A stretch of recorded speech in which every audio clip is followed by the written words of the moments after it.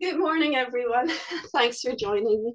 I get so keen on pressing record that I forget to just double check that the camera is at the right angle. But here we are. That's about right, is it? So here for some Chen style Tai Chi. Okay, folks. We are very lucky in this part of the world that Grandmaster Chen Wang had come for so many years to teach us, and then his son on top of that, Chen Yinjun. So we really have been able to uh, get the information from the horse's mouth, so to speak. So I'm no master. I am a student of Tai Chi, but I'm really pleased to share what I know with you. So let's salute. Thanks for joining me, and open the stance. Good. So we'll begin with our four corner warm up. And breathe and relax.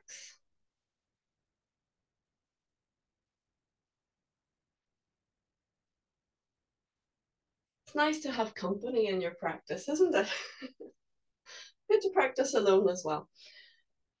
Feeling into the four corners.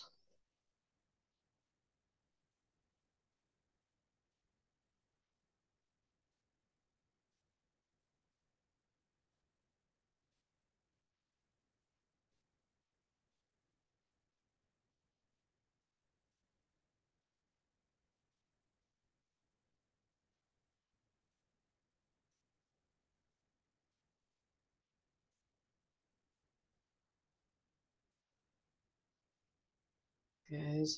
And let's change direction.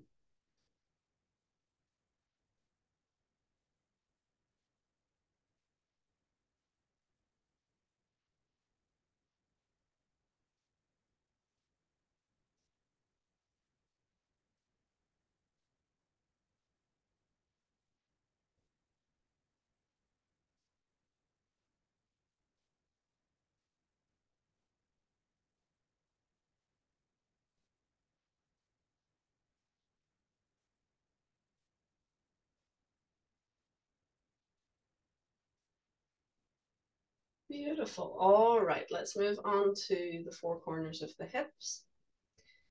And we want to make sure, if we can, excuse me, that we do the same number to both sides.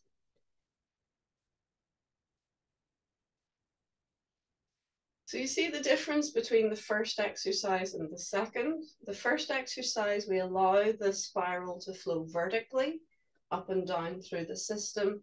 The second exercise is the same as the first, but we're just keeping everything else pretty much steady as we work the center, feeding into the four corners.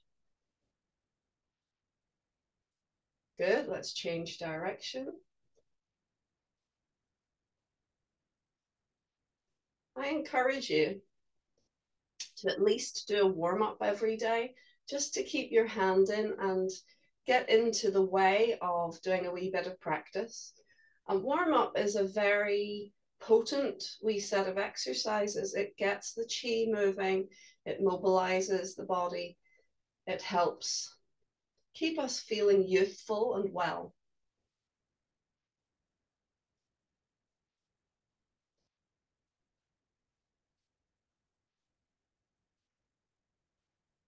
Good, feeding the weight into one side, keeping the hips level, gently circle down through the legs.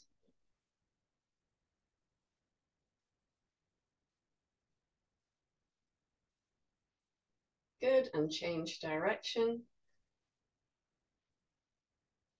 If you see Master Chen, if I say Master Chen, I mean Yinjun, Chen Yinjun. If I say Grandmaster, you know I'm talking about his father.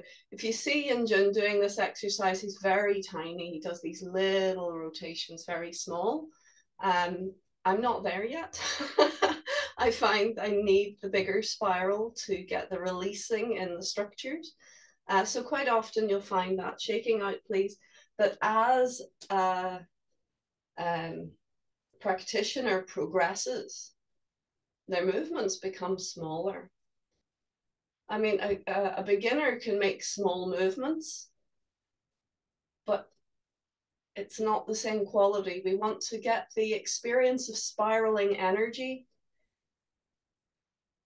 And at the beginning, that necessarily will make, change direction, please, will make quite a large movement. But then as we progress with many, many repetitions, we can find that we get the same internal movement, but we can make smaller external movements. So it's not just a question of making your movements smaller, but making it more internal, if that makes sense. Experience makes things clear. So until we experience it, it's academic. Let's open our stance, please. And we're going to sit back and down. So when I say that, I mean you're taking your whole body and sitting it back. I'm exaggerating, sitting it back a little bit. We don't want to stick the bum out. That's not what we look for. We don't want to lean back with the upper body. We want to set the whole system back. And that means that the knees are not beyond the toes. So that is going to make problems for the knees. So we have to sit back to keep the knees safe. And we're going to do our turning in the waist. So we keep the legs steady and keep the hips steady. And this is a confusing action for beginners because they think, okay, well, you're turning, so they're turning their hips and they're turning their legs like this.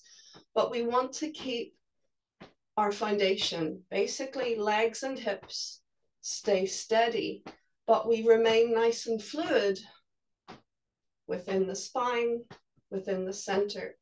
So think of an egg twisting in an egg cup. The egg cup stays steady, but the egg can move freely.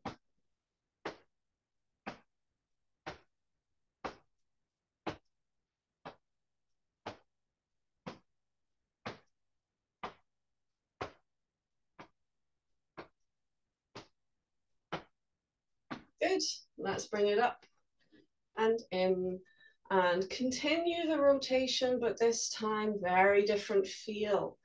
We want to run our fingers through the air as if it's water. So a little bit of resistance, a little bit of drag, a lot of feel, a lot of sensory listening.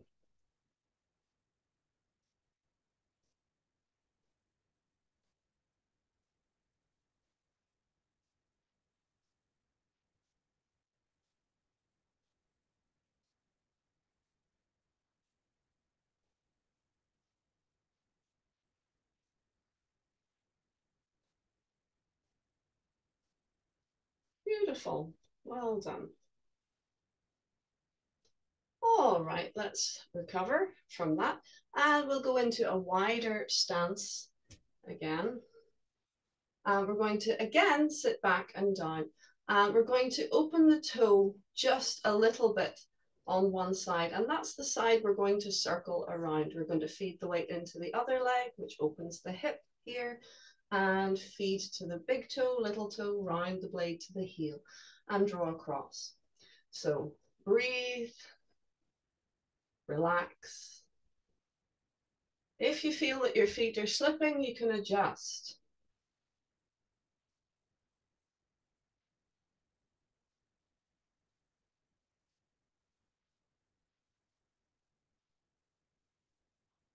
So in effect, this creates a little figure of eight, but we're really focusing on one side to circle around.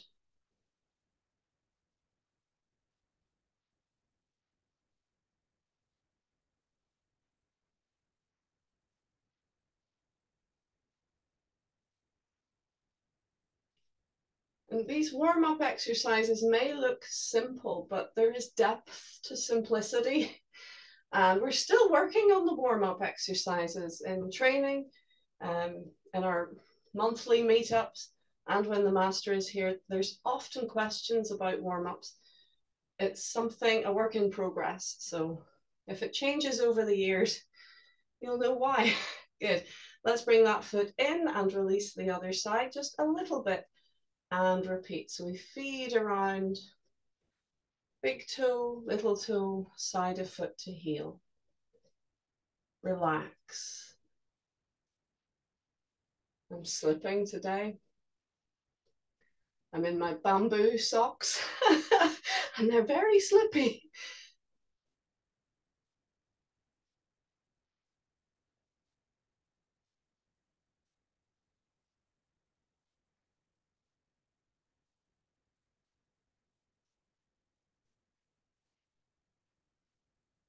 Good.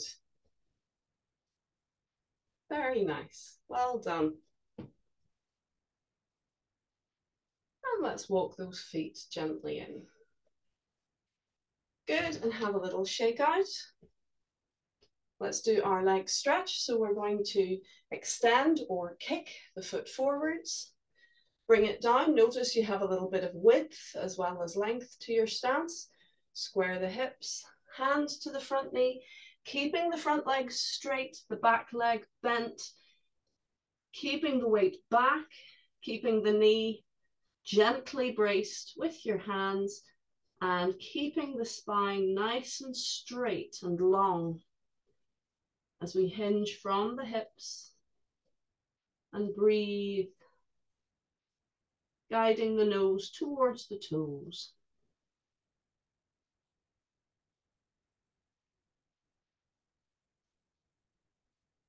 Good, let's release and pull those toes back. If you can, take hold of the foot with the same side. The other hand continues to brace the leg with the hand at the knee. Keep breathing. Good, foot down and up you come. Good, and a little recovery, shake out. I've always found that exercise quite intense on my system. Whereas, you know, I look around me in class and other people seem to be perfectly relaxed about it. So just do what you can, please. Kick and step with the other foot, square up. Back knee bends, front leg remains straight, weight back, hinging from the hips. And breathe.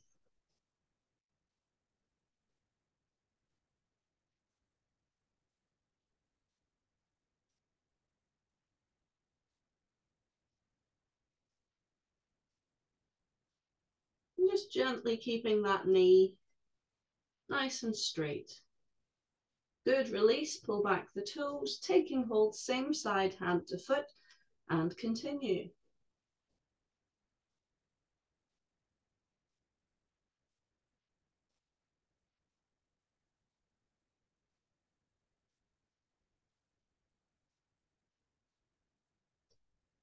Good, relax the foot down, and up you come.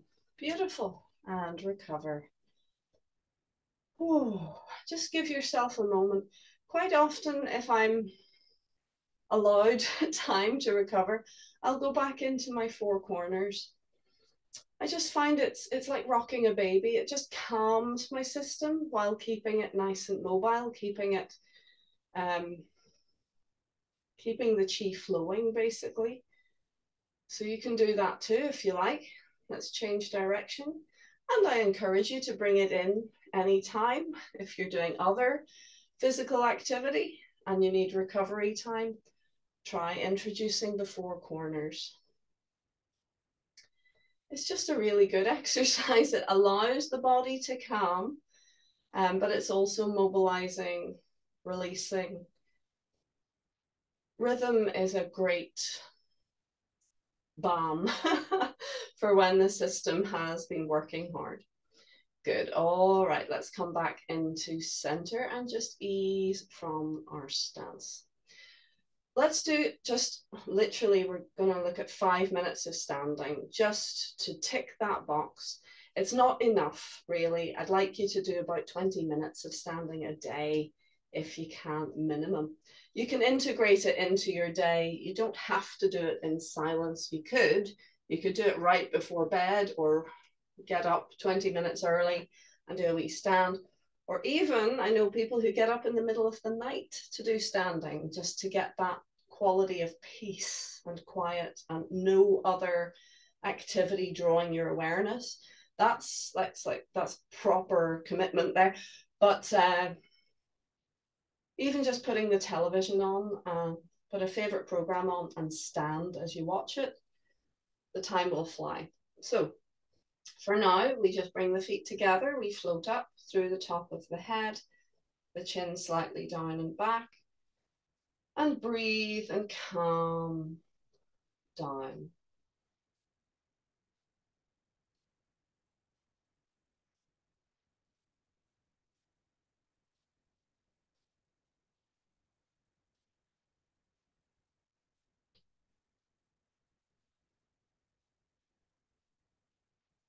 Good. Let's gently press the fingers down.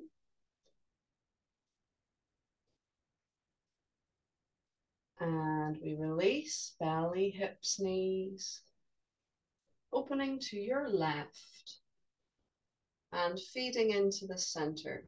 Check that your feet are level, that you're happy with your stance, and return to good posture.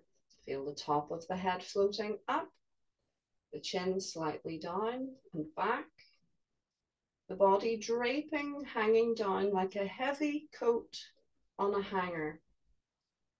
Let gravity do the work and feel the weight evenly distributed across the four corners of each foot.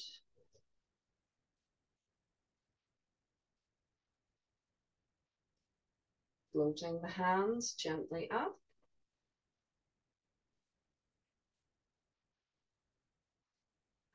And let's go to about the level of the solar plexus, the diaphragm. Relaxing the shoulders open to the sides. Let the elbows hang heavy. The hands, I know it's difficult to see on screen, but they're like one hand length away from the body, about. So if you press the heel of your hand to your body and stretch your fingertips forwards, that's about the distance. At this stage, let's try that. Breathe and relax. Let everything float. Open and calm.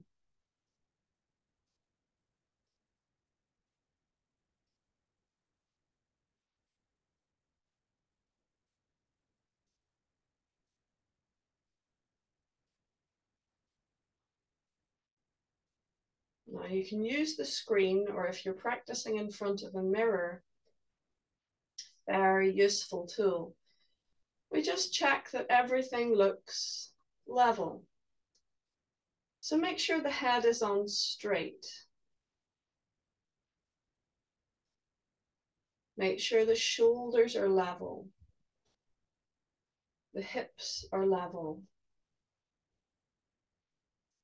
The legs are in an A shape, going from your hips down to your feet, so they're not collapsing in and they're not bowing out.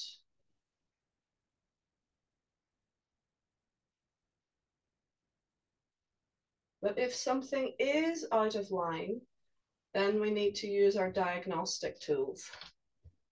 So if a shoulder is raised, is it because it is lifted? Or is it because the other side is contracted, pulled down? We're looking for balance. So feel for where the tension is. And as you breathe, let it release. Let it go.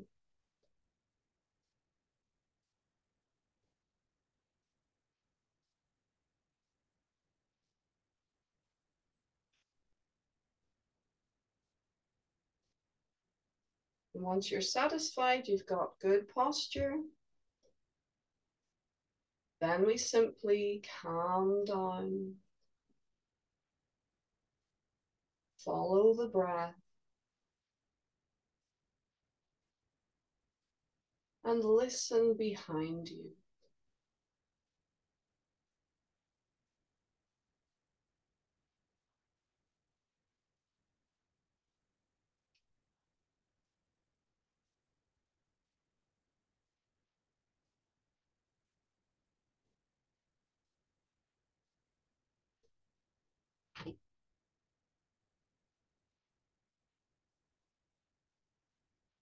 Very good. For now, we're going to lower the hands gently down.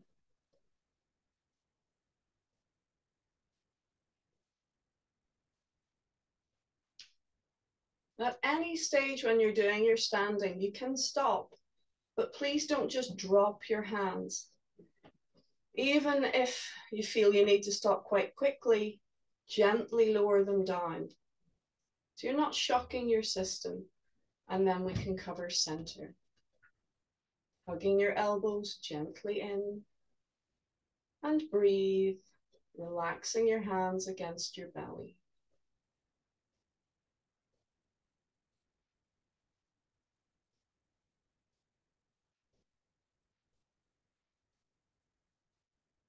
Good, now you're going to do some circulations, and I'll do it the same direction with you.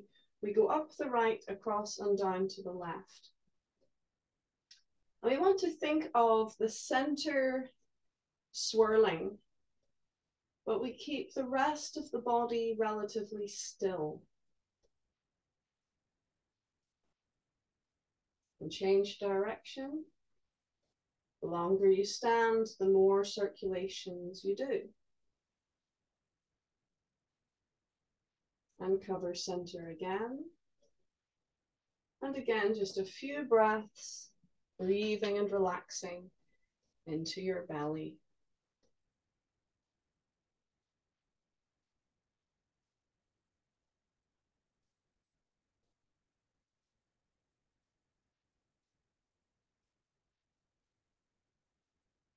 Good. Relax the arms gently down.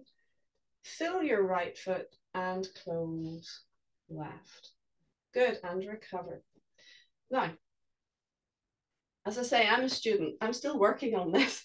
And I notice, and it has been pointed out to me, that my head tends to be across. So the head may be level, but the whole thing is over here like this. There's actually a diagonal.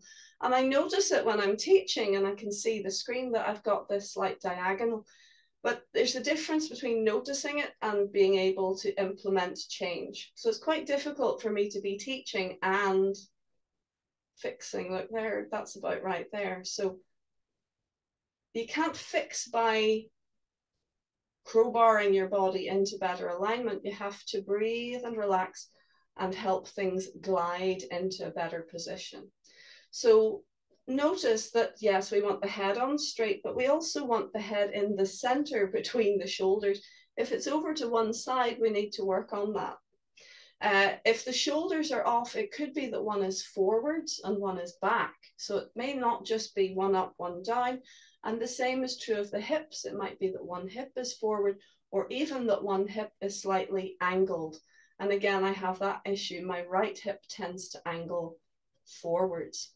So it's a three-dimensional jigsaw puzzle, and it's lots of fun. We're going to work on it, but we have to do the work to get the results. So please do, and I know I don't always do this, I don't always have the ability to, but use a mirror or use a reflective surface to check, because what feels balanced and what is balanced are often not the same thing. Okay, so let's move on to the form. And we've been talking about the end of the form really in this class at this point, being what needs work. So let's have a look, just to warm us up. Let's look at parts 3 and 4, and then we might continue just with part 4. We'll see how you get on, see what the feedback is, and we'll go from there. Okay, so let's start with part 3. And part 3 starts with a punch to the diagonal. So just give yourself a moment, actually. Just stand, checking posture, calming down again.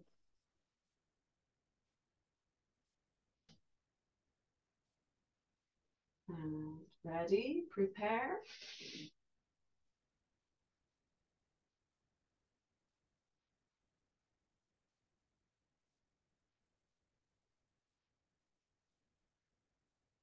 Punch.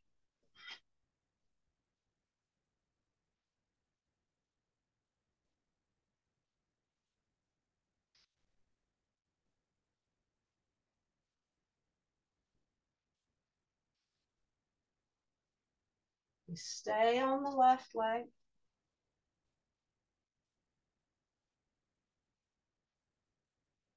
And shift right and left.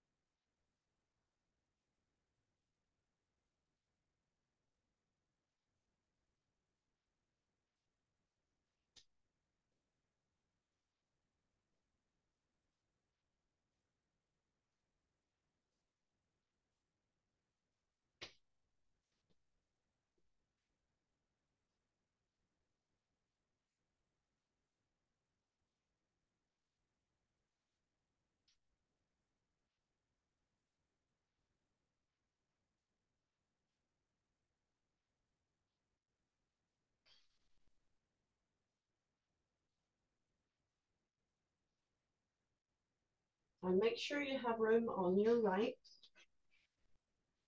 hand.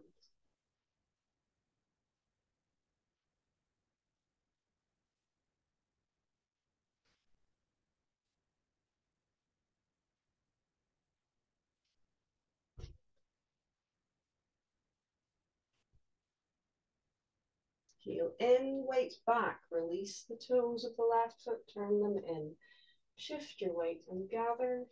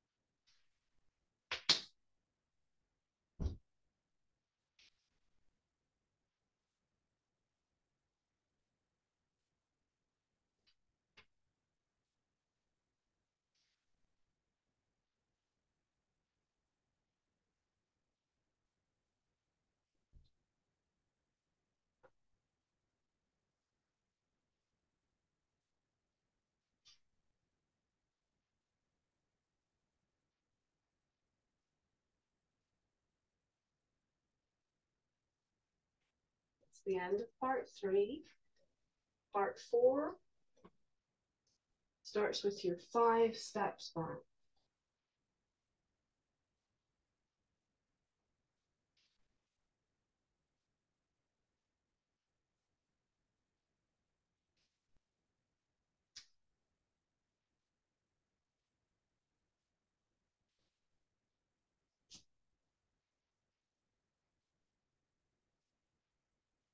and gather.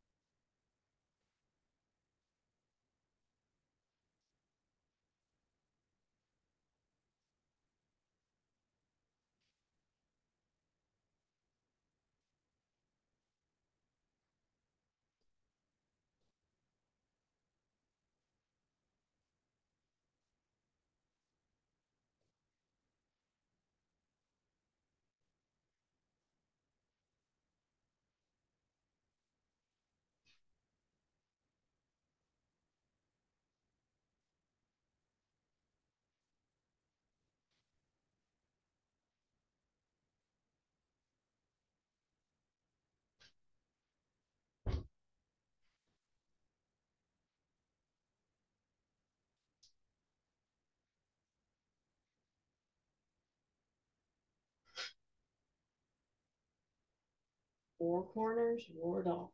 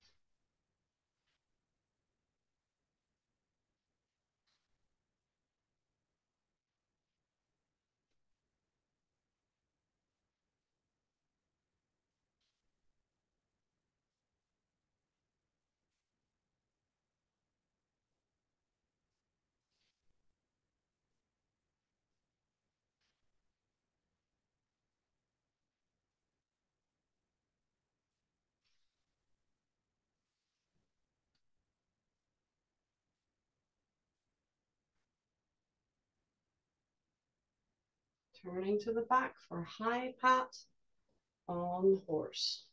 Good. So this is our second time high pat on horse. So we're in the end of the form. We circle, gather a little to the left, and then turn the right shoulder back.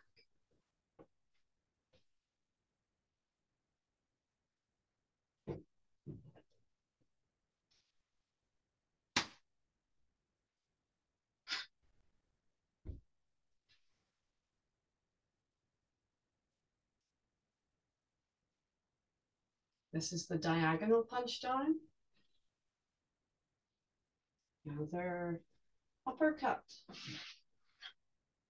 And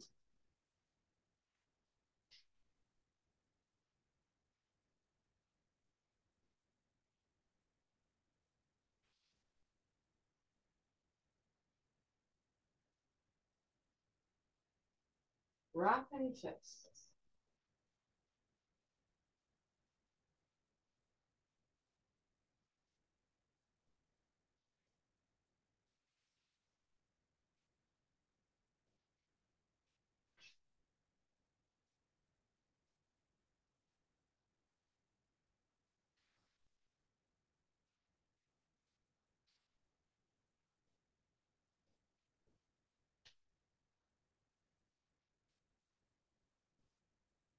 Kick to face the back and step down. Keep your structure and we pull the right shoulder back. Good. And feed the weight across. So forwards with the weight, backwards with the arms. Kick, step, gather, and throw it out. And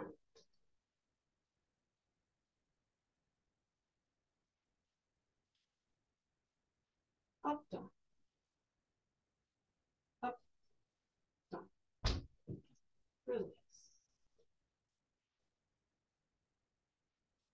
Seal in your good energy. Point to the floor. Release. Fill right. Close left. Excellent. Well done. I'm going to pause the video and give you a wee moment to recover, and then we'll do a bit more.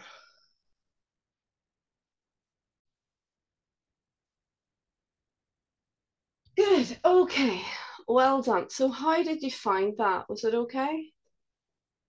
Yeah, good. All right.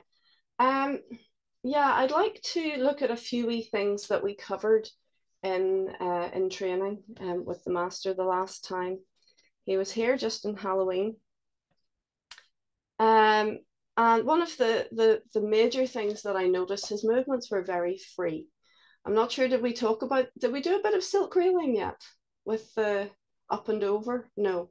Okay, let's have a look at that because that was a major um, change.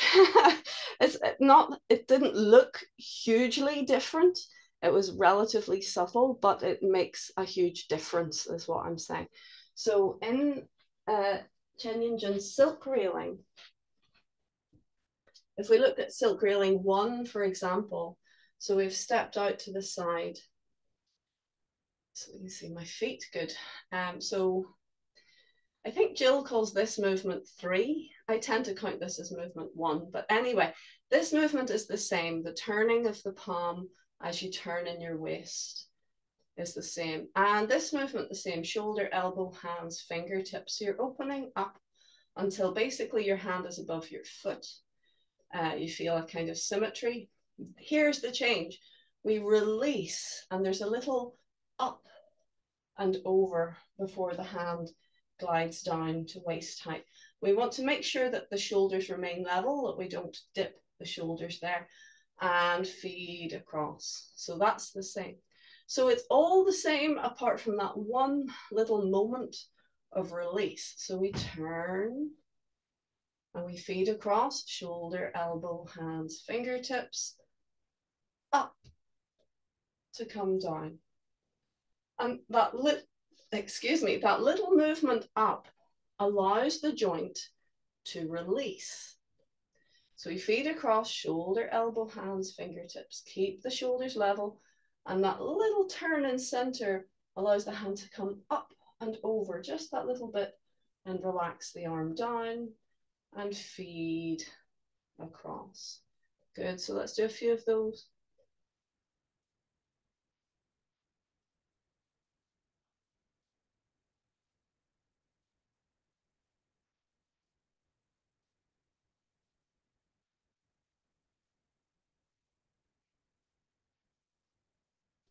Up and over. Good. Now I know we're working on form, but silk reeling informs the form. So we want to, every time we have that little turn within the form, we want the hand to just go that little bit up and over. So think of loops instead of kinks, if you know what I mean. We're not just turning the arm, because it's kind of locked in place. So to release it, we lift just that little bit and come across. Good. Feed across and release. Good, so let's try it on the other side. So we start from the across movement and release. Good. Hold your waiter, feet across, shoulder, elbow, hands, fingertips. You're screwed into position there, so the thumb edge is fully under and the shoulder blade is slick against your back. So real twist, and then to get out of the twist, there's that little release up to come down and feed across. Again.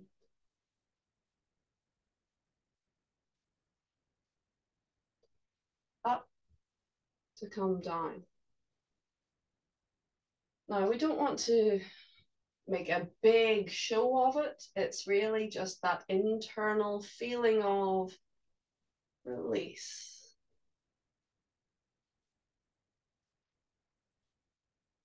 Good. This is a full-on twist, palm facing up, turn palm facing down.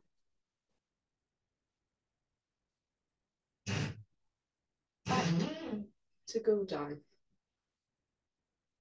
and come across. Got a bit of work going on in the background. Sorry if you hear noises.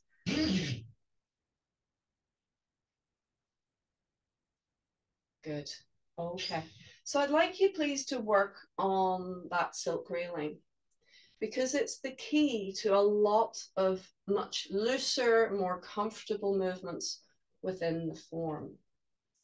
So let's have a look at where some of those moments might be. Good. So in our next movement across, we feed the weight across and come in.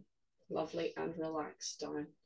So I kind of threw you into that. I didn't sort of do the stand, release, position, lift, step. Sorry. But anyway, so yes, let's look at some of the places in the form where you can see that release in flow. So right from the very beginning, if you look at the form, I'm not going to mirror, I'm just going to show you from the front. We release and open.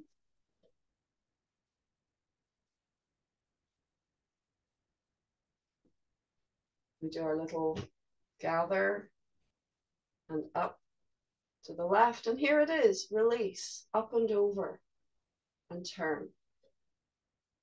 And feed forwards and step. And again, up and over, relax down before we expand, turn and come through. You'll see it again and again throughout the form. In fact, you could just go through the whole form and focus on that one aspect, and you get a lot of mileage out of it.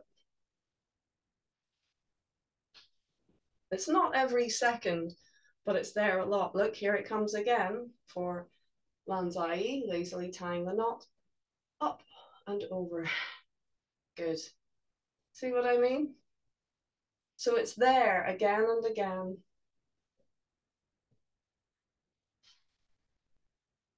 And so on. So any time where you have this position where the thumb edge is fully rotated and out, the next movement should have an up and over.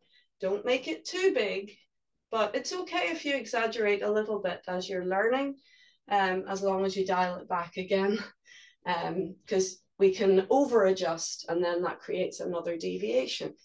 Excuse me, but another place in the form where that same movement can be applied is cloud hands. So in your cloud hands, it's the same movement. It's exactly the same. We're here and we go up and over as we change, feet across and come in. Raised hand comes up and over and feet across and step up and over, feet across and step up. There's a little up and over, feet across and step. And even here, there looked like it was a little bit raised, not just across, but up and over. So everything has a kind of released and free quality in our movements. So that's something to play with. Even the concept of freeing your movements. Anytime there's a lot of screwing into position that we do in Chen style, when we're turning our waist, we reach our end point, we're in a full-on twist. So in a way, it feels locked. So when we lock ourselves deliberately to bring strength to our structure, our next movement necessarily has to be a release from that lock. Now, we were trying to do the release for years just by letting go of the twist. But it's easier and freer if we have that little rise. As I say, it's like a loop. If you see it from the side, it's like a little loop as opposed to a kink. See what I mean? If you think of a hose pipe, you're looping it rather than kinking it, just kind of twisting and bending. So have a play with that. That up and over. Do you see what I mean? From here, It's like a little sigh, a little breath. It just gives you that space to release all of the joints and allow them to flow. And look at that, we're out of time. But I think that is useful, a useful aspect of what I learned with Master Chen that last time. And it's not just one little correction within the form.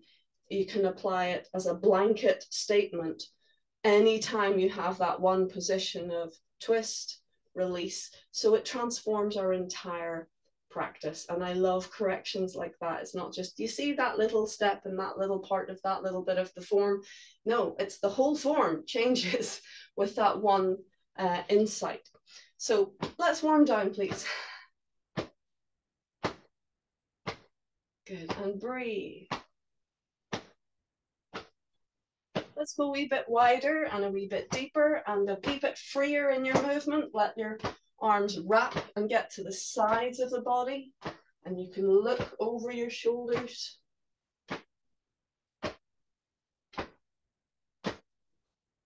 Good, and let's soften it down, relax it down, and cup your hands and go down the legs. Knees, lower legs, all the way down to ankles and feet. And up the body again. Good. So it's a case of, if the principle applies, apply the principle. If it doesn't apply, don't try to apply it. And this is something else that Master Chen said, and it was like, wow, that's profound, but it's right. You know, so that technique I just showed you works in that one scenario when the hand is in the full-on twist. Don't be adding loops just randomly, only in that scenario when you've locked the position. Then you have that moment, that little up and over to release. Don't be adding loops elsewhere. But we'll work on it together. Okay, let's do a few heel taps and let the body be nice and soft and wobbly. Keeping the top of the head lifted and conscious of keeping my head straight and not gliding to my left. Good. So stand, please, and breathe. Feeling into the body.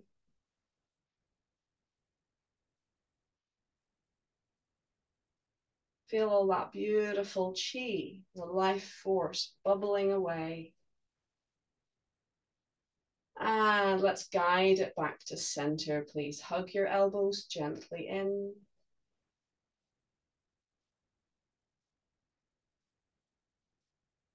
Calming down, breathing, feeling into the belly.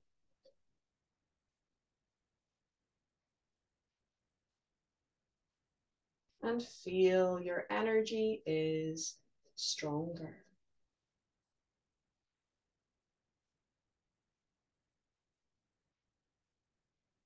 Beautiful, well done. Let's relax the arms down and we'll salute.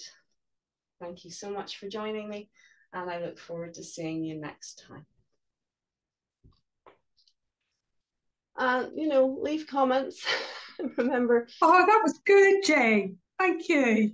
Very well. I think you did tell us a wee bit about the silk reel, and I think you did a bit, but we didn't really practice much. So that's good. That's a good tip. Great, good. Well, we're going to focus on it a little bit more, because it's such a revelation. You know, one little correction can just stimulate so much benefit. You know. So we'll continue to look at that, but there's other wee corrections we'll look at over the month. All right, yeah. To go along. Yeah. All right. Oh, thanks ever so much. There's a message from Eric there as well. Okay, I'll just stop the recording here. All right.